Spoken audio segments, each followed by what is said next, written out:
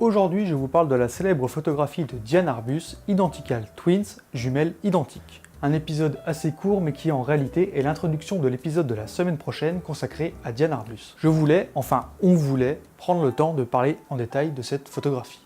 Générique.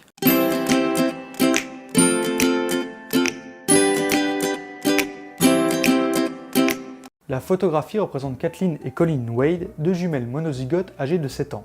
Elles regardent l'objectif mais ont des expressions faciales différentes. Alors que Colleen à droite sourit légèrement, Kathleen, elle, a l'air un peu triste.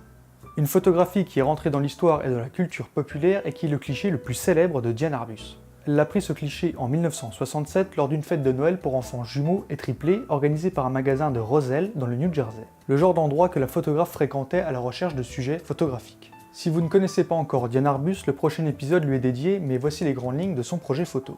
Diane Arbus est une photographe qui aime montrer que des personnages étranges et atypiques, d'habitude considérés comme des phénomènes de foire, sont avant tout des êtres réels, avec des habitudes et une vie comme chacun. Elle montre et révèle la singularité de chaque être au-delà de son apparence. Pour notre sujet du jour, à savoir les jumelles identiques, c'est le concept de l'identité et plus précisément de l'unicité des êtres humains qui est remis en question.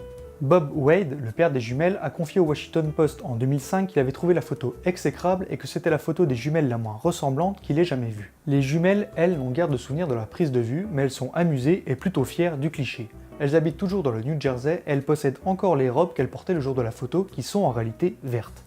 Une dernière anecdote pour la route, on raconte souvent que Stanley Kubrick aurait été inspiré par cette photographie pour le choix des filles jumelles dans son film Shining. Bien que sa femme l'ait démenti, on ne peut nier la ressemblance. Voilà, c'est la fin de cette vidéo, merci de l'avoir regardé jusqu'au bout, j'espère surtout que vous avez appris quelque chose. Je vous invite bien entendu à découvrir le prochain épisode qui sera sur Diane Arbus.